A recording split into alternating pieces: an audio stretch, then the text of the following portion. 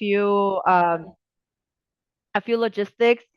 Please drop your questions in the chat. We'll address them during our Q&A, and we'll follow up after today's forum with our legislator priorities and today's slides.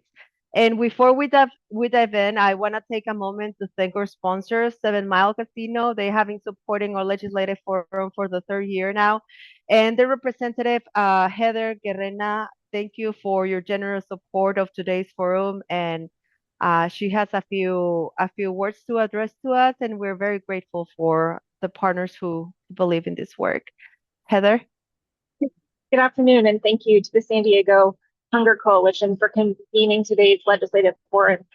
7 Mile Casino proudly supports this important event to continue the conversation around food access and nutrition security. We're deeply invested in the well-being of the county and understand it is a privilege to do business in San Diego. A good business should be a committed partner. This means elevating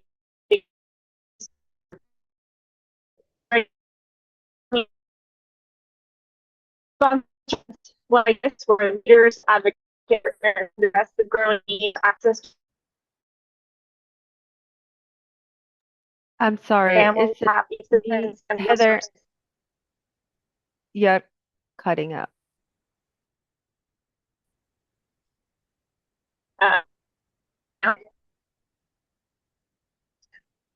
Can you hear us? Sponsoring events like this, I can. Can you hear me? Okay. Yes, there you are. Okay. Sponsoring events like this, leaders, advocates, and partners can discuss the growing need for access to food and work together on ways to bring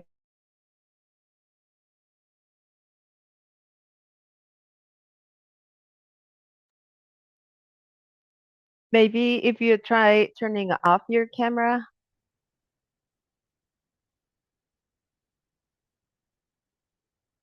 And I think we probably lost her.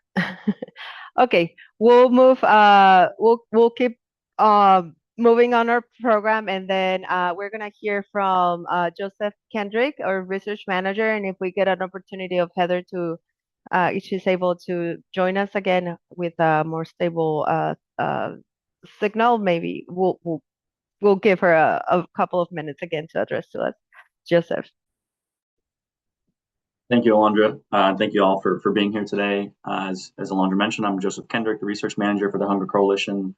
Today, I'll just run through briefly what the data is telling us right now and how it relates to policy as much as I can. Next slide. So before we get into the data itself, I just want to give some background. Our entire methodology and our research is guided by our vision for a hunger-free San Diego, in which anyone experiencing nutrition insecurity could readily access healthy, equitable, and culturally appropriate food in their time of need. This would mean having no meal gap consistently every month, and it includes an understanding of how the usage of this model allows organizations to target areas in need and have readily available up-to-date information on who is in need right now, given our most recent economic data releases. We see this more broadly as the community's role in a hunger-free San Diego, and our advisory board pictured here was created in 2016 and consists of upwards of 30 organizations that meet quarterly to discuss our most pressing research and policy issues and advocacy. This is also the group where we developed this methodology, and you can see a lot of our great partners here. Next slide. And just for some more background on our data, we publish information on March, June, September, and December of every single year on a 2 to 3 month time lag, meaning that December data came out in late February and March data should be finished by late April or early May. Our numbers are also pretty unique compared to a lot of the other food insecurity information you might see out there. Most food insecurity data is based on surveys that were usually taken a year or two ago, and they asked whether people felt that they ate enough during a month or whether they were feeding their kids enough during that month, which results in underreporting for several different reasons. I'd be happy to take questions on them, but for the sake of time, I'll just move on to what we're doing. During COVID, we felt that we had to change and provide more timely information based on economic indicators that focus on how much food someone can purchase with their own income and what income allows families to purchase a healthy diet for their entire household. So given that information, we now consider anyone below 225% of the federal poverty level nutrition insecure, And we don't use food insecurity surveys for this nutrition insecurity data. It's all economic data that's published mostly from the census. In December, that means that about 25% of people that live in San Diego County are nutrition insecure. Nearly 1 in 3 children, more than 1 in 4 older adults, and almost 2 in 5 of the population living with disabilities. On the left here, you can see how the nutrition insecurity rate has fared over the last few years. As the COVID federal funding policies diminished and inflation soared over the last couple of years, more families have fallen into poverty. As a result, in 2025, we actually have seen a return to a nutrition insecurity rate we hadn't seen since the middle of the pandemic in 2021. And we're now seeing a sustained high level of nutrition insecurity that I think will only increase this year. And this is, at least to some extent, a policy choice. There were millions of dollars in federal funding that did the work to decrease nutrition insecurity when the pandemic was still considered an emergency, and it's pretty much all gone now. And accompanied by high inflation, we're now seeing these increases in nutrition insecurity, and more families need help. Next slide. Here's one of our maps, which demonstrates the nutrition insecurity rate per zip code in our county, with the darker regions representing regions of higher nutrition insecurity. These maps are interactive on our website and are updated quarterly as well. One thing I'd like to point out is that these zip codes in the southeastern part of the county, especially Dulzura and Potrero, saw huge increases in nutrition insecurity in December, despite already being in the highest bucket before that month. So although there are not a lot of people in that zip code or those zip codes, pretty much everyone that's living there is essentially living in poverty, especially Potrero, which reported a terrifying 99% nutrition insecurity rate in December, as pretty much all 690 residents are below 225% of the federal poverty level. And that's definitely the highest that I've seen in my 3 or 4 years working at the Hunger Coalition in terms of one single zip code. Another point I'd like to make is that this map or this information doesn't show who's necessarily going hungry every month, but rather shows who simply can't afford to buy enough food on their own. So it's sort of like the population that needs to seek food assistance in order to get 3 meals per day. And surely some of them do get that food assistance and 3 meals, but not enough, as thousands and thousands still continue to go on, or to not get 3 meals a day, or at least nutritious 3 meals per day. Next slide. Moving on to food assistance, here's our analysis of the food assistance pie chart for the entire county for 2 different months to compare the power of federal funding policy. The chart on the left here is from December of 2022, and the right is from December 2025. You can see the drastic differences due to mostly the pandemic era temporary programs. In December of 22, food assistance was greatly aided by the temporary programs like SNAP emergency allotments and PEBT. SNAP emergency allotments provided about 8 million meals to people in this county alone in 1 month. And the third iteration of the pandemic EBT program provided another 6.6 million meals to the families of children in need in that month as well, which results in a total of about 14.5 million meals to people in need outside of the regular food assistance programs. And we had a high of 38 million meals coming to this county in that month alone. But now shifting to December of 2025, both of those programs are expired, and we've lost about 14.5 million meals, and we're down to about 27 to 28 million meals of total assistance monthly. But you can still see that CalFresh is still the strongest provider of food assistance, with nearly 60% of all meals, followed by school and youth meals, food banks and pantries, the WIC program, and agencies focused on providing meals to older adults. Next slide. So with all of that data, both the number of meals needed by the nutrition insecure population and the food assistance totals that we receive every month, we can then estimate the number of missing meals or the number of meals that would have been necessary in each zip code for everyone to get 3 meals per day. In December, as a result of the food assistance shortfall, only about 82% of that need for food assistance was met. So we had a meal gap of about 6 million meals in San Diego County, which was a slight increase from 4.8 million meals in September. And this is pretty expected. We expect higher meal gaps in December and in June because there are less school meals going in that month due to summer break and the winter break. But specific areas like University City, Escondido, and Oceanside all had individual meal gaps of over 400,000 meals just in the highest zip code of those cities. And you can see the darker regions on this map. Some other big ones include Fallbrook, and there's some areas in the city as well. I believe City Heights has historically been up there, but is actually one of our sort of success stories, if we go to the next slide, in December or September, actually. This is from our impact report of 2025 that highlights some areas where there actually was a reduction in the meal gap in 2025. Our data show that there was about an 89% decrease in the meal gap in City Heights in September of 25 compared to a year earlier, largely because of an increase of 84,000 food assistance meals in that month, mostly coming from food banks. This is a huge win, we think, for a neighborhood that has historically faced consistent gaps in access to food as well as marginalization, and hopefully the anti-hunger sector can continue to keep it up in City Heights. We also saw a decrease in Otay Mesa, with the meal gap down by more than half due to an increase of about 62,000 meals in that zip code in September. Both of these zip codes also simultaneously saw decreases in CalFresh. So these gains were not necessarily from CalFresh, but from the food banks in City Heights and from school meals in Otay Mesa. And then zooming out to the bottom chart here, you see that Central San Diego is doing the most amount of work to decrease the meal gap. The central region saw an 18% reduction in the meal gap from September of 25 to September 24.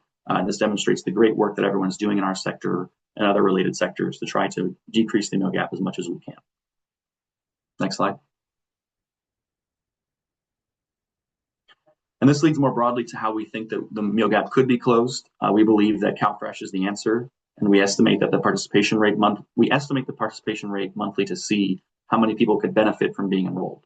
In December, the participation rate in CalFresh was about 65%, which was a decrease from 67% 3 months prior. And this means that more than 200,000 people still could be enrolled. But we, of course, now know that starting April 1st, the HR1 changes have started taking effect, which means that this number is slowly decreasing. But we also know that about every $1 issued in CalFresh results in another $1.79 being reused or spent in the local economy. So this means that we're missing out on potential local economic stimulus, about $66 million from this CalFresh eligible population. So we believe that enrolling everyone in SNAP would not just be good for those who are nutrition insecure, but for the entire local economy and for the county as a whole. And this chart on the left shows that if all CalFresh eligible people were enrolled, it would provide another 8.3 million meals monthly to the county per month, erasing the meal gap in December. And as I mentioned, this is now a smaller number because less people are eligible due to the HR1 changes. But the point still stands that CalFresh is the strongest provider of food assistance meals, and there are still well over 100,000 people that are eligible but unenrolled. Next slide. And here's a map of the CalFresh potential enrollees by zip code and where they're located throughout the county. Darker purple regions indicate that there are more people that could be enrolled in that zip code. And between September and December, we saw pretty substantial increases in the number of people that could be enrolled in Lakeside or National City. So that we're always updating and making sure we see where people could be enrolled and where the most number of people currently are that are not enrolled. Next slide. Then jumping back to some of the numbers from the impact report, this page demonstrates the drop in CalFresh enrollment we've already seen this past year before the HR1 changes even took effect. More than 25,000 people have unenrolled in CalFresh, and we don't have exact data as to why that is, but we can only speculate that most of them dropped the program voluntarily or chose not to renew for whatever reason, but most likely related to immigration status or fears about the SNAP program under the Trump administration. This is resulting in a nearly 1 million meal increase to the meal gap per month. And starting in April, at least 67,000 people in this county have lost their ability to recertify for CalFresh, and this will lead to a monthly meal gap increase of 2.7 million meals to the meal gap. So due to the changes in total, we therefore estimate that eventually there will be a total increase of 3.6 million meals to the monthly meal gap, resulting in an annual loss of $366 million to the local economy because of the changes that have come from HR1. Next slide. And lastly, here's our December dashboard that we publish, which basically summarizes all the information that I presented to you today and does so by electoral district so that we can use these numbers to appeal to elected officials or organizations based on electoral district. So this one is for the entire county, but we also have these dashboards updated quarterly for Board of Supervisors district, Congressional district, State Assembly, State Senate, and City Council. And they're available on our website. And that is all the information that I have today. I'll pass it off to our Community Impact Manager, Anna Evangelista. Thank you. All right, thank you so much, Joseph. Hi, everyone. I am Anna Evangelista. I'm the Community Impact Manager for the Hunger Coalition, and I'm here today to talk a little bit about HR 1. And many of you may already know of HR 1 or have an idea of the changes it's going to be bringing about, but we do just want to take the time to really highlight what impact it's going to have on nutrition insecure individuals and their families. And next slide, please. So what is HR 1?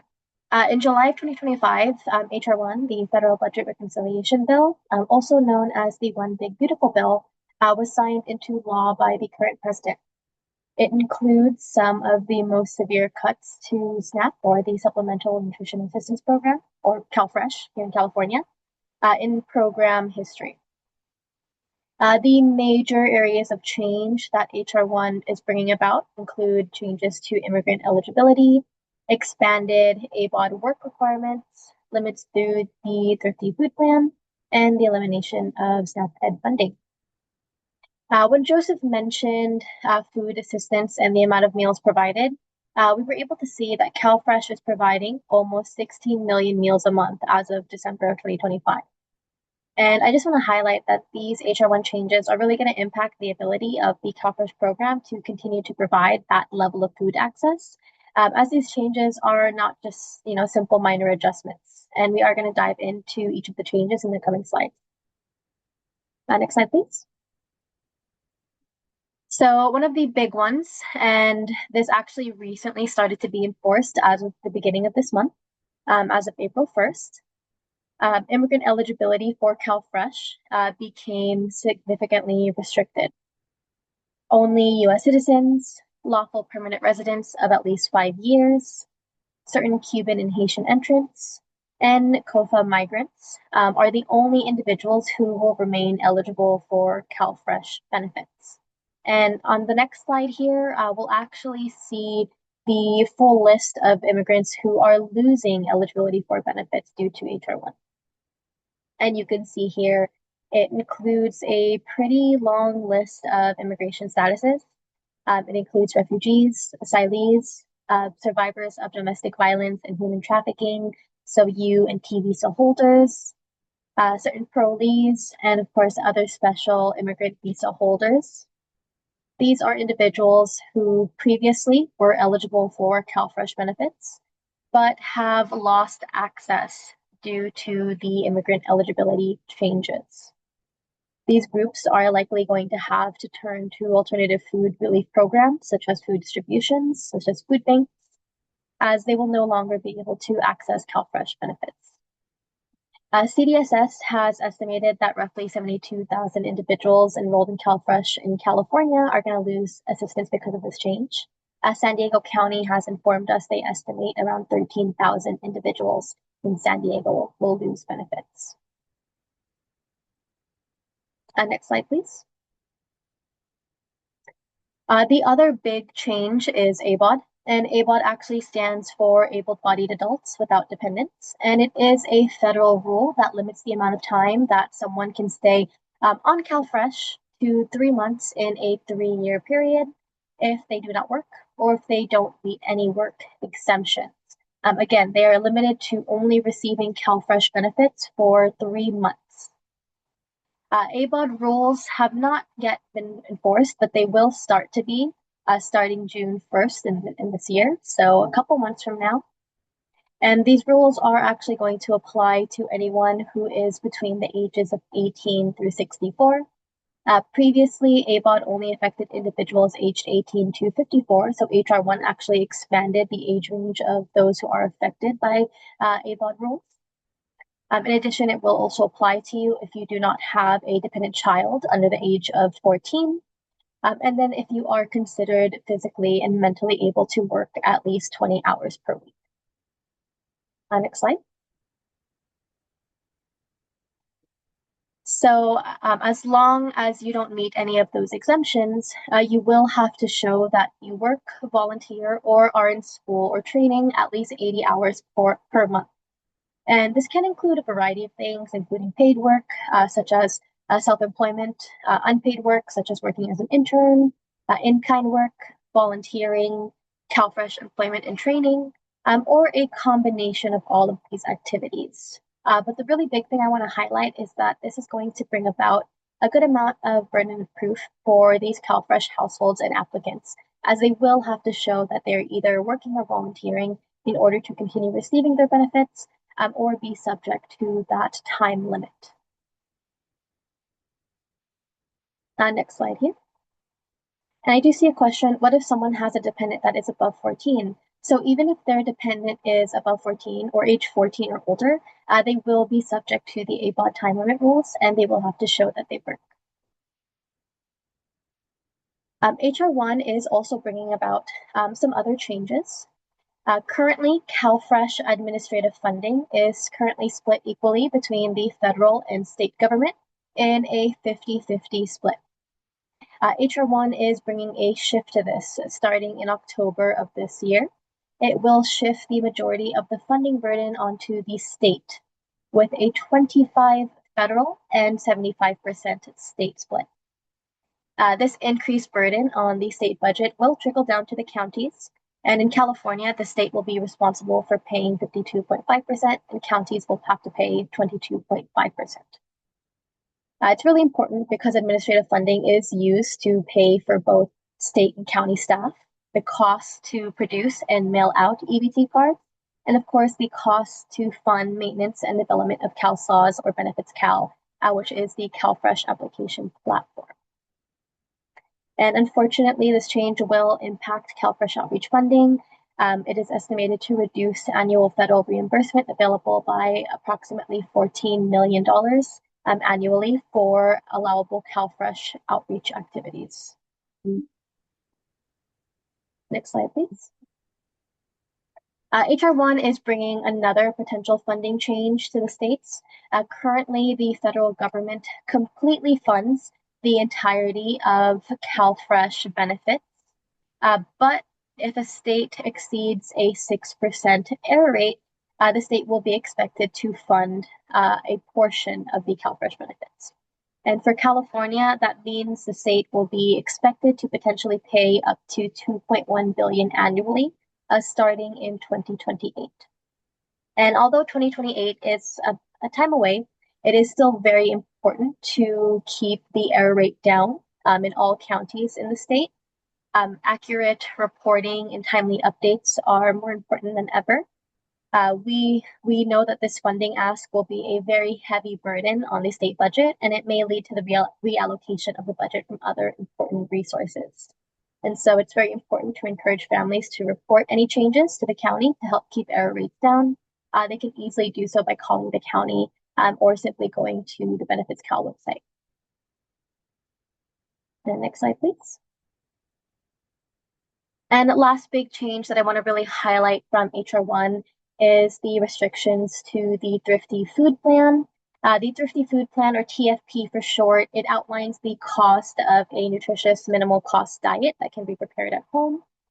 The federal government uses the Thrifty Food Plan to determine maximum benefit levels for CalFresh. Due to HR 1, all future updates to CalFresh benefits must be considered cost neutral, meaning benefits cannot increase beyond annual food inflation adjustments. And another big reason why we care about the Thrifty Food Plan is that it is not only tied to CalFresh, but it is also tied to the Emergency Food Assistance Program and Sunbucks. And the Emergency Food Assistance Program is used by the food banks. It distributes domestically grown foods to the food banks and emergency feeding organizations. And of course, Sunbucks is a resource for children who are in school. It provides them with summer benefits, and the USDA will annually adjust Sunbucks benefits with the Thrifty Food Plan. And this change is estimated to lead to an annual loss of $11.6 million in federal funding. And with that, that is all of the changes for HR 1. I will go ahead and pass it over to Rita. Thank you so much, Anna. That context is exactly why this next conversation is going to be very important. My name is Rita De La Fuente. I'm a policy consultant with Evolution Affairs, And we've been working with San Diego Hunger Coalition this year to help develop the 2026 legislative priorities. And I will be moderating our next segment. So we just heard from Joseph and Anna about what the data tells us. Now we want to bring in the voices of the people who are doing this work every day, because they can tell us what it actually feels like and what it could possibly take to fix it. So I'd like to start with brief introductions, please. Please share with us your name and a little bit about your organization and the people you serve, and then we'll get into questions. Thanks so much. Chris? All right, thanks, Rita. Thank you, Alondra, and the San Diego Hunger Coalition team for inviting me here today. I'm Christine Smith, the Chief Programs and Services Officer at Serving Seniors. Serving Seniors is a very large provider of meals to seniors in the county, where we provide about 1.5 million meals through home delivered meals, as well as congregate and to-go style of service. In addition to our meals, we are also operating 6 affordable housing buildings specifically for seniors. We just opened up our sixth a couple of weeks ago in the Claremont area. And in addition to that, we have a full team of 25 or so case managers that, thank you for the accolades there. We also provide a variety of case management services to our seniors. So we serve about 13,000 unduplicated seniors each year in the work that I do. And the work that I do is overseeing both our nutrition services and our health and social services teams in the agency. So thank you so much for having me today again. Thank you so much, Christine. Rashida? Hi, good afternoon, everybody. My name is Rashida Lima. I work with Promises to Kids. We are a local nonprofit organization that serves current and former foster youth. We're one of the only organizations here in San Diego that work from a child the moment they come into foster care all the way into what we term their adult goals. We have 5 programs that really help to support a multitude of services, everything from making sure a young person is enrolled in school and navigating that to making sure they are eliminating barriers. Foster youth are oftentimes more likely to be homeless, more likely to be involved in the justice system. So making sure we just are offering wraparound services and supports as they navigate that. So I'm super excited to be here and share the perspective of working with our young people as we continue to trudge forward with all the changes that are happening. Perfect. And Lisa, please. Yes, hello. Thank you, Rita, and thank you to the Hunger Coalition. My name is Lisa Norambaba. I have been with Wesley House Student Residence for about 5 years. Wesley House Student Residence provides affordable housing and basic needs support to students. And we define students in universities, colleges, community colleges, and trade schools. And they're a subset of the population that desperately needs food and housing, especially today. We know, for instance, that 67% of our community college students in San Diego are struggling with food and housing insecurity, and that 44% of them are food insecure. So it's a huge problem, and we're here to serve those students. We do have a free choice pantry at our location, which is nearly on the San Diego State campus, though we are not affiliated. And we do operate a affordable housing complex along with our food pantry and serve just over 2,000 students through our food pantry. So yeah, thank you. A shout out to San Diego Food Bank and Feeding San Diego, because there's absolutely no way that we could do this work. So thank you.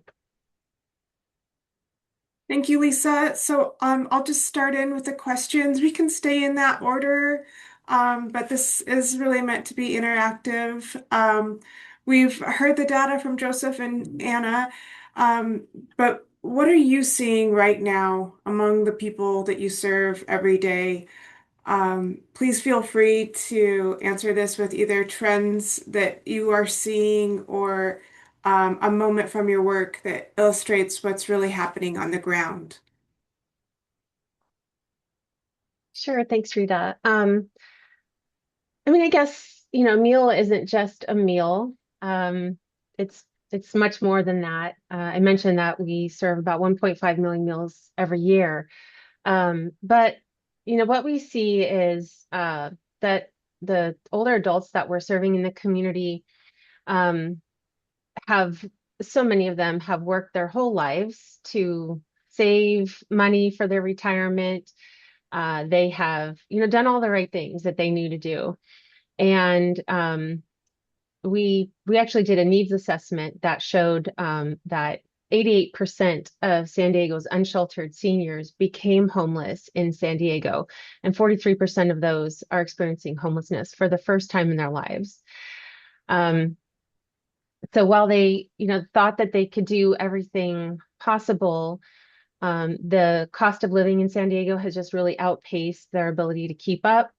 56% of those seniors, when we surveyed them, just said that if they had $300 or less of monthly income, they'd be able to pay their rent and live in their homes and avoid becoming unsheltered. So they wouldn't have to make the tough choice between paying for food, medical, or housing, which is always what we hear about. Many of them avoid shelters because they're scared of theft or physical harm or potential exposure to substance abuse. And this isn't really a life that they ever thought that they would be in. It's just kind of where they landed. And so when we're thinking about making changes to SNAP, then that's clearly going to impact the number of seniors who are hungry. We already, as a community, aren't able to keep up with feeding all the seniors. There's hundreds of thousands more seniors that we still need to feed. That will only exacerbate the problem by making changes. So, the seniors that we're serving, they've come to us, they are afraid. There's fear among them. If they have to make, certain reports about their immigration status or other things, that's causing a lot of fear and anxiety. The tension levels are just heightened as compared to you know earlier times. So there's a lot of stress in the community, and a lot of fear, but also a lot of need. Thank you for that perspective, Christine. I think that that's probably shocking to a lot of folks on this call, so I appreciate you sharing. Thank you. Rashida, would you like to share? Sure. I think data always speaks highly to what young people are facing or what anyone is facing. And I think sometimes we're overwhelmed by the numbers that we often see.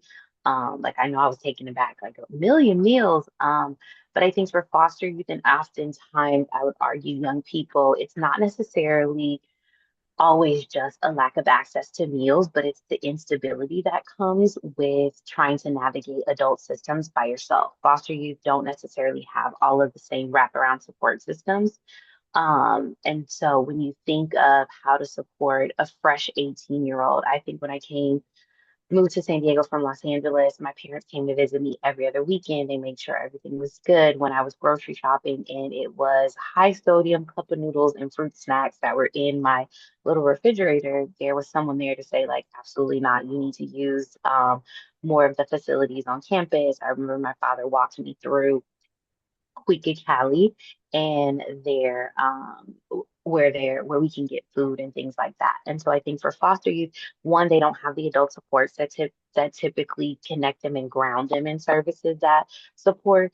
And then when you're looking at the consistent change in services, so one of the things that always frustrates me working in nonprofit, and I'm sure I'm preaching to the choir when I say this, is a grant will exist for a year and a half, and that grant will do everything and really create and fix problems. And then a year from now, you don't know who the person is to connect with that anymore. You don't know who to call. And so you're trying to navigate and connect services with these young people to get them connected. I think when you're talking about high frequency and movement, so our 18 to 21-year-olds are moving around a lot. They operate at different hours, and typically you're talking about one of the things that I have big conversations with college campuses around an 8 a.m. appointment for a 19-year-old is ridiculous. And so, but if that's the appointment that gets you connected to the food bank on campus, if that's the appointment that gets you how fresh access, that is normal working hours for someone who I'm 40, but that's not normal working hours for 18 to 24-year-olds. So really when you're talking about they're losing access to services and resources simply because it just isn't conducive to the lifestyle of a young person. Um, that that's so you're seeing like I would, I'm thinking of one of our students who ended up he came from congregate care, so he was really used to living in a facility where there were multiple people around him all the time. There was always someone checking in on him, and he moved into traditional independent living or independent housing, but that was the first time since he was 12 that he got to live by himself. And so at 18 he was responsible for clothing himself, feeding himself, getting himself to all his appointments and things like that. And how the phone calls that we got to help support him always started with like, I'm hungry. Where can I go to get something to eat? I'm hungry. Where can I get something to eat? And so that became our entry point where it's like, okay, we got to get you here. We got to get you there, get you supported. But I just remember all those phone calls started with like, it's Saturday. No one's working, but I'm hungry. Where do I go on a Saturday to get something to eat? And how do I navigate those services? So I think oftentimes for foster youth is really looking at how is the adults around them and the systems that we've created create these gaps for our young people because they aren't necessarily really fit to service them in the way that's most appropriate. Rashida, would you say that transition period to independent living is where you see yeah, that's the biggest Definitely. challenge right there, Mhm. trying to navigate the system on your own. I mean, think about all of us and what choices we would have made at 18 versus what are the choices we would have made at 25. And so understanding they're Mm. still in that developmental phase, but they're developing without guidance in the same way that a traditional young person has that guidance. And their lack of, I would say, community. Like I can go to an aunt's house and all these other people, they have disrupted community. So it doesn't allow them those access and those pitfalls. Thank you so much. Lisa, that seems like a pretty smooth transition into your world. Oh, Rashida. Wesley House is actually housed promises to kids, students. So everything she said, basically. But we do also serve a variety of foster youth, of course, but we're also serving previously incarcerated folks. And then we also serve just homeless families that come to us. So we, and we'll work with anybody who's going to school. One observation that I have is the clients we work with are trying to beat the odds, and they are in good faith trying to go to school. They're trying to find resources. And it just feels like, particularly recently, it's been more and more difficult for these students. And our job at Wesley House is just to help guide them through that. So we've actually helped over 400 students receive CalFresh benefits. We actually have a full-time staff person who helps students with CalFresh benefits, though it is getting more difficult as we've just learned. We also have a housing navigator who, while we do house students, we can only house around 25 students. So we have a housing navigator who can help students find more inexpensive housing, but also help them with their job prospects and how that can fit into their education. What I'm seeing out there, honestly, are hardworking students who want to follow the quote American way to lift themselves up, and but then they're hit with these roadblocks, and it's just been incredibly frustrating. Another thing that I've learned is while the schools, many if not all of our schools in San Diego have basic needs support there, oftentimes they are underfunded and understaffed. So we work closely with basic needs programs at all of the schools that actually have them. And we're just finding the staff there are amazing, driven, but they're just not given the resources. And that's another place where Wesley House can come in and provide that support. We've just had so many wins this year, though. Finishing on a more positive note, our very first pantry client, our very first CalFresh client, I should say, when we first hired Maria, who is our CalFresh outreach person. Our very first person is graduating this year. And this is someone who was previously incarcerated. Oftentimes these people are just kind of left to fend for themselves, honestly. And this person, what keeps us going are these stories. They just like Rashida said, when I went to school, if I had to eat ramen for a week, I always knew my parents were there to support me. There was no question. If I needed to leave school, I could move back home. But these are students who literally have nowhere to go. So yeah, we're going to keep doing it. We're going to find resources, and we're not abandoning these students because they deserve it. And yeah. Super helpful, Lisa. I think you brought up stories, and I think that a lot of the folks here on this call who work with policymakers, those stories are actually really helpful. Sometimes there's a thought of an issue, and until you can really connect it to the human side of things, it's hard to see the full picture and help that guide your decisions. So thank you so much for sharing that. I'm going to jump into the second question. We want to talk about why these policy fights ahead matter so much. So, given what you are seeing on the ground, what is the one thing from policymakers that you would need to better serve the people that you work with? So, this could be a specific policy ask, or simply what we wish decision makers better understood about our communities. I think for us at Serving Seniors, we're operating in a system where reimbursement rates, especially through the Older Americans Act, aren't keeping pace with inflation, labor, food costs. But the expectations for quality and compliance and reporting, those always increase. And so it's really hard to continue to provide a really high quality program when we're essentially, our funding is remaining flat, and we're thankful that it's flat instead of decrease. But really, flat funding, as we all know, it is a decrease because inflation changes. So we are hopeful that that is funded in a little bit better way, but also when we're thinking about, as I mentioned, the changes to SNAP, that is absolutely increasing fear in the community that we're serving. And it's just contradictory to the reason why many of us are here, which is to feed people. And so they shouldn't be afraid to eat. That's not our goal. That's not anyone's vision, I don't think. But unfortunately, it's where we are. So, that's part of it. I think is ensuring that our funding through the Older Americans Act is continues to be funded and at a higher rate.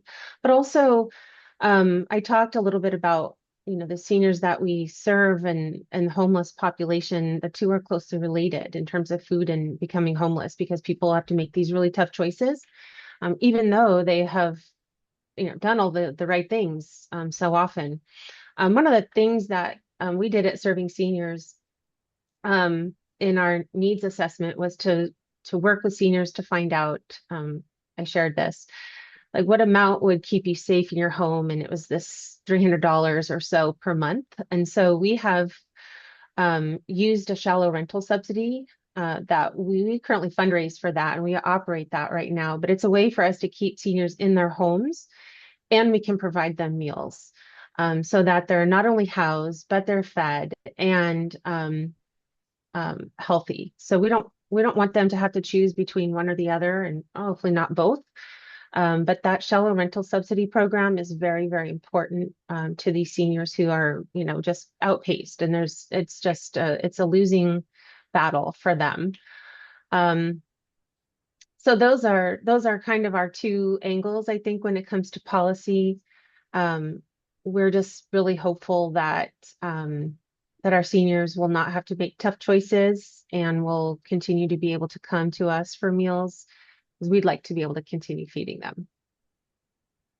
Absolutely. You have a very important job, and I imagine part of that fear that you referred to is has to do with some confusion about the change of benefits, not just losing, but what do I do that now that I hear that there's changes, and what do I do? And I imagine that applies to all of these demographics that we're talking about today. So That's a good point, Rita. And I should clarify too, or just kind of explain that a little bit more.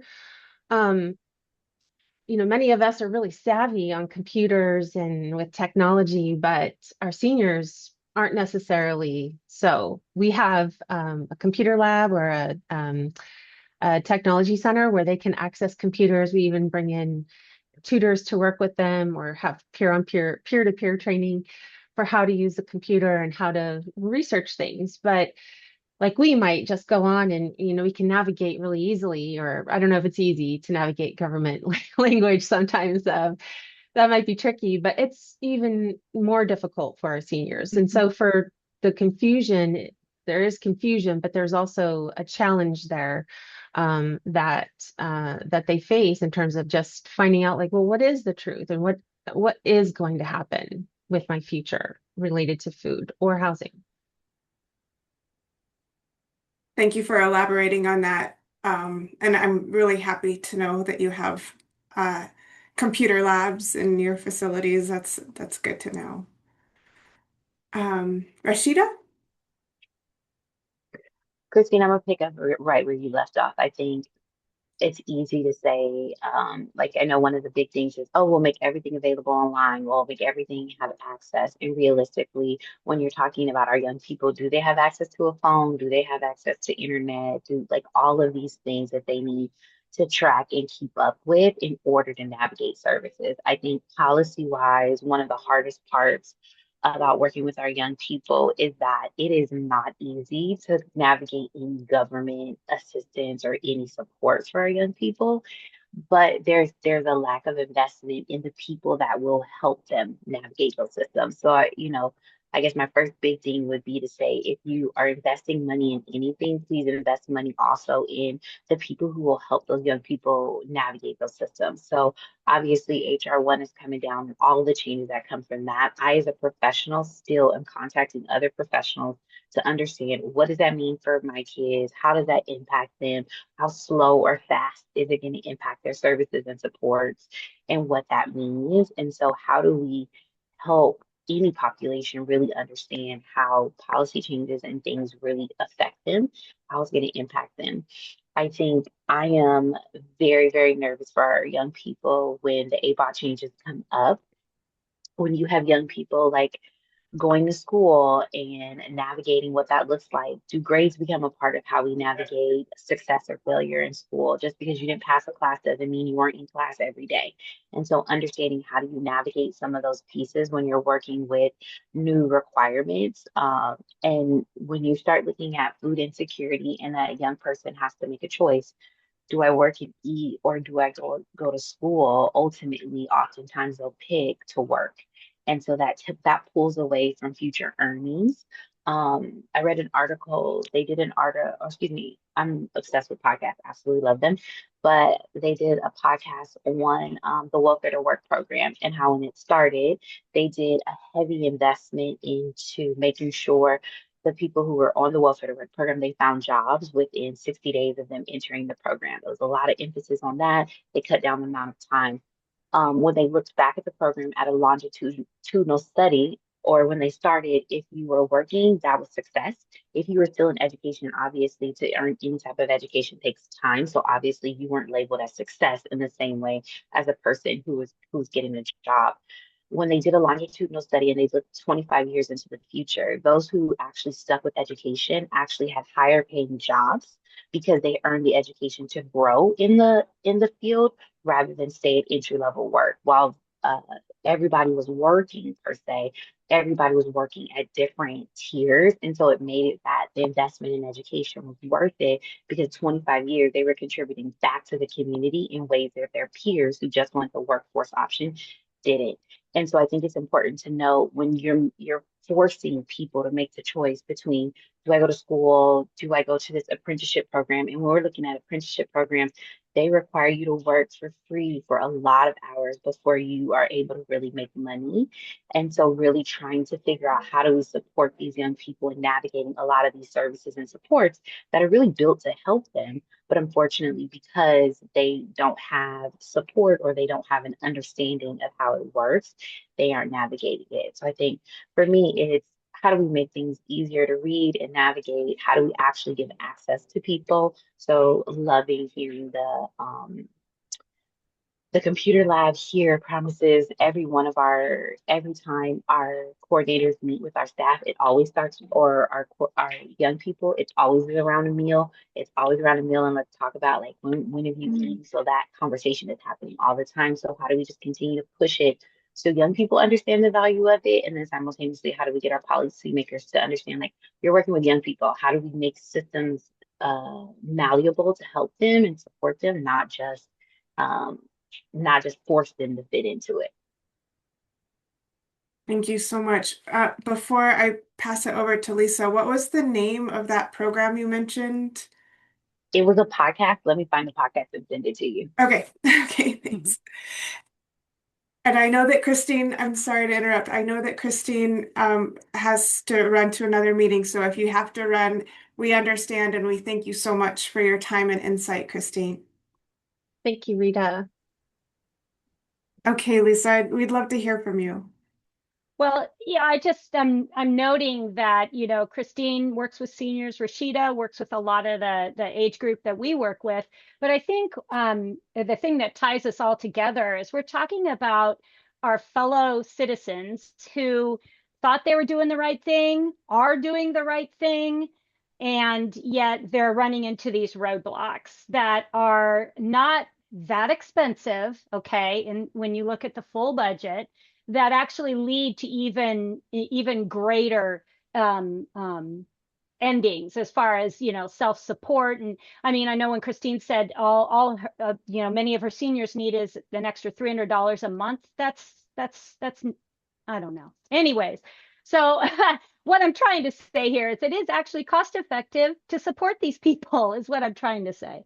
So for Wesley House, I think for us is we're really big on higher education equity, that higher education should not just be for people who have means and for those families. It should be an access for everyone. I want to shout out to our community colleges because they are doing the work. I mean, it's amazing. And a super shout out to City College, who is building housing. 800 beds, I believe. That is incredible. But we can do so much more. And imagine, you know, this is what I imagine. I imagine when you see families that are, for instance, when they do tours at San Diego State University, oftentimes they'll walk by our building. They don't know exactly what we do, but we're not part of the university. But they'll walk by our building, and I imagine, you know, when they're talking about all the wonderful things on their campus, that they will also be able to say, oh, and by the way, did you know that we make sure that our students get support so that 70% of our students are able to graduate? Imagine that they used graduation rates as a sign of success. And in order to do that, that means we need to support our students so they don't have to worry about where their next meal is so that they can finish their program. So I think for us, it's all about equity in education. All the work that we do is about equity in education.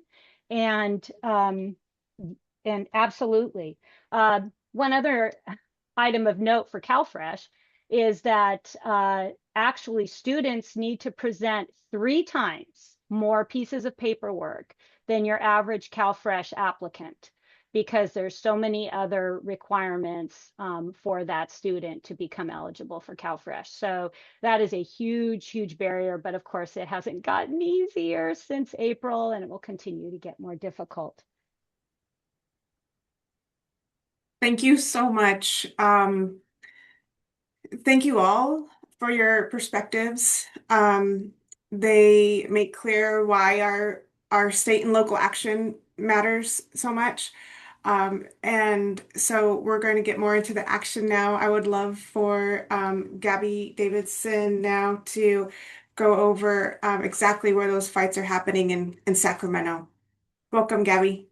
Thank you, Rita. And hi, everyone. Gabby Davidson, Government Relations Manager with the California Association of Food Banks. And I'm also a proud UC San Diego alumni. So personally, thank you for all of the work that you all do in San Diego. And grateful to be here today to talk to you all about some critical statewide anti-hunger priorities to help keep Californians fed. So the California Association of Food Banks has 43 member food banks across the state, including Feeding San Diego and the Jacob and Cushman San Diego Food Bank. And our mission is to end hunger in California.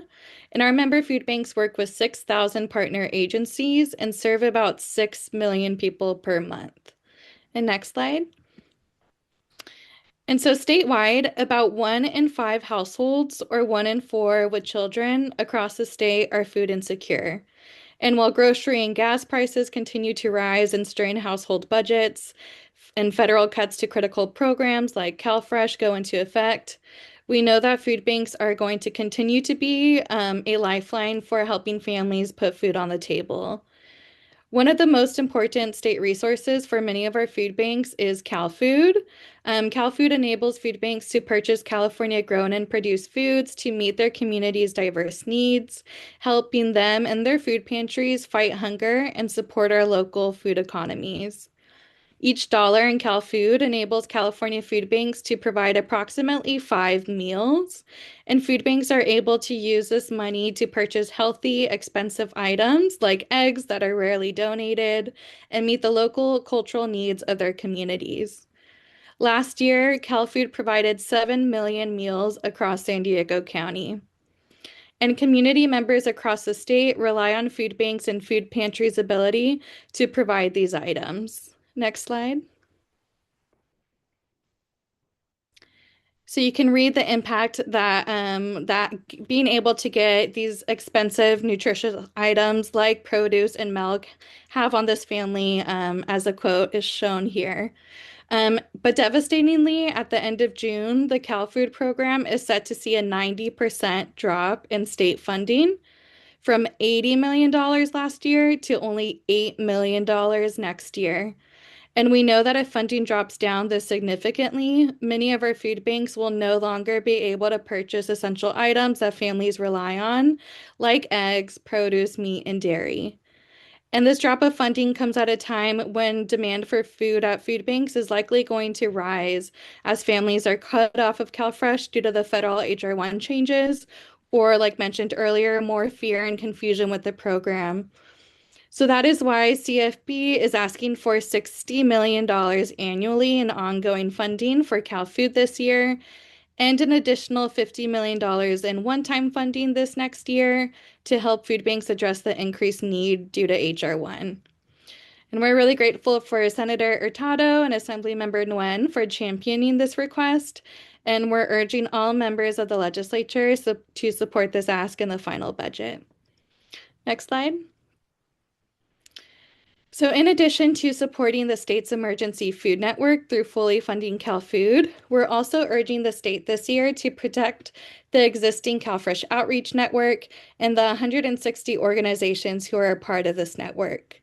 We know that CalFresh is our most important anti-hunger program, as we discussed earlier, and there are about 20 organizations across San Diego that help people learn about, apply for, and manage their CalFresh benefits through this outreach network.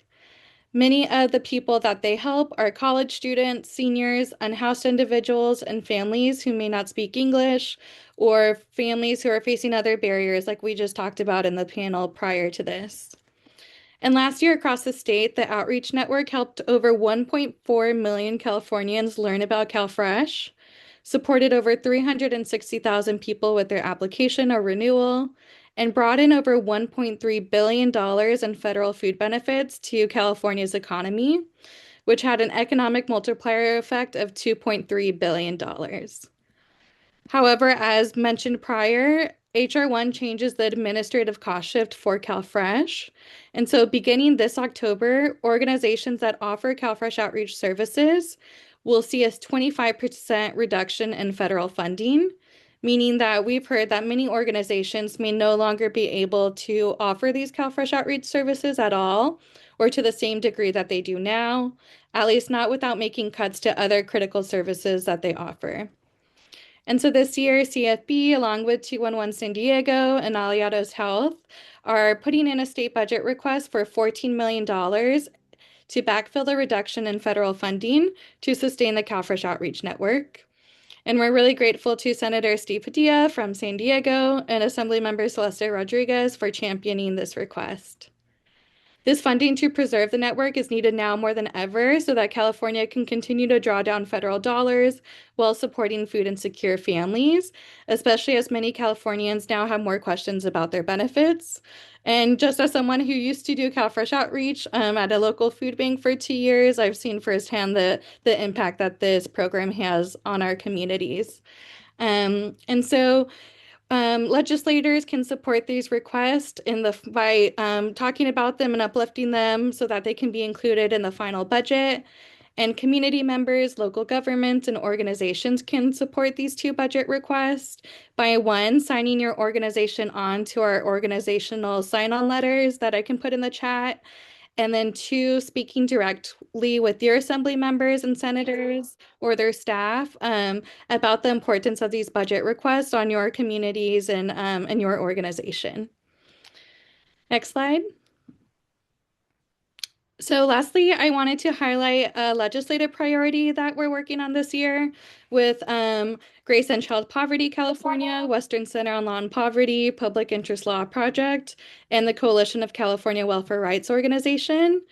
AB 2299 by Assemblymember Calderon would expand CFAP, the state-funded food assistance program, to now include people who are going to be cut off of CalFresh due to the humanitarian immigrant changes or due to the time limit work requirement changes. As discussed earlier, there is about 665,000 Californians that are estimated to lose CalFresh due to the time limits effects, and then about 72,000 humanitarian immigrants who are already starting to lose their benefits. So this bill will help to ensure that folks do not go hungry. It is set for its first hearing in Assembly Human Services Committee next week on April 14th. So if you're a legislative staffer and your member wants to co-sponsor the bill, feel free to reach out to Assemblymember Calderon's office. We'd love to get more co-sponsors. And if your organization would like to support, we also have a support letter. The deadline to sign on is end of day tomorrow. And so you can sign on to that letter by visiting our legislative tracker, and the form is right there. And to end, I just wanted to say that, California is the fourth largest economy in the world. And our budget and the laws that we pass should reflect our values, and that should include ensuring that Californians can put food on the table. And so by protecting our safety net through supporting food banks and CalFresh, we can ensure individuals in San Diego and across the state have access to the basic needs that they need to thrive. So thanks so much. Thank you so much, Gabby. Thank you for all of your hard work. I know it can be a daunting task to keep track of all of those bills. So thank you for your tirelessness. And we did save some time to answer questions in the chat, but I feel like the team is so efficient. They've just been answering them all as we go. But if anyone has any questions, we do have some time.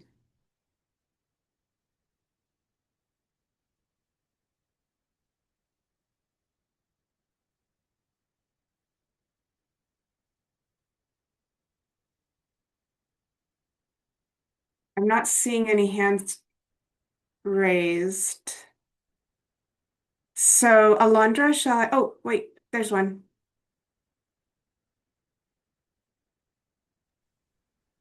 Hi, Kate. Thank you for your question. The question was, what outreach is being done to school districts from the San Diego Hunger Coalition? So our team has done an analysis of the highest nutrition insecure zip codes, and we have been doing email outreach to 2 to 3 top identified schools from each of those areas. And so we are currently reaching out to them. We do plan to host a Sunbucks training. We will be hosting one at the end of April and in May as well. It is available on our website, and anyone is free to join it. Thank you. Thank you, Anna.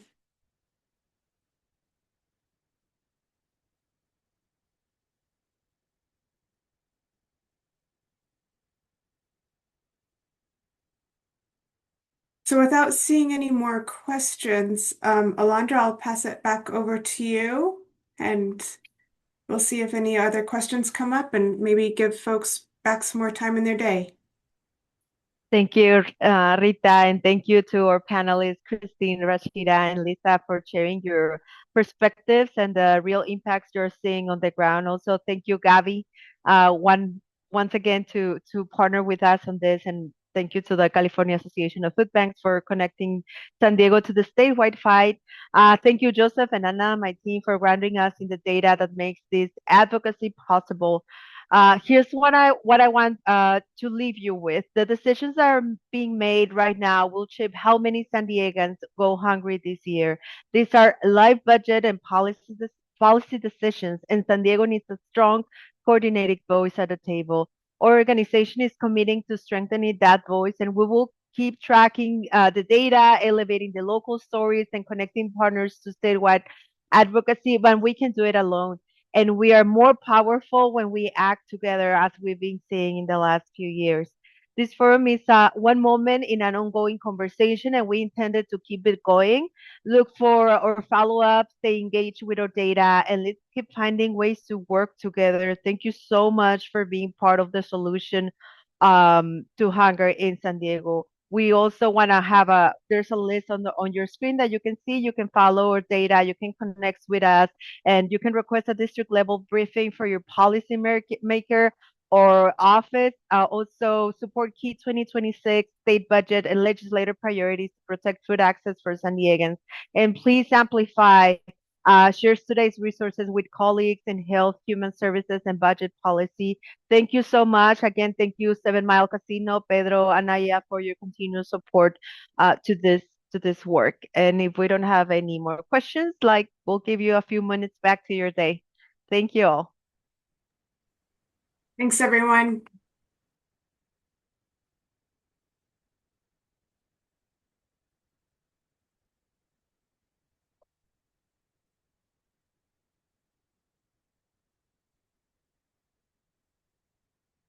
Well, thank you, Rita. Thank you so much for Thank you. for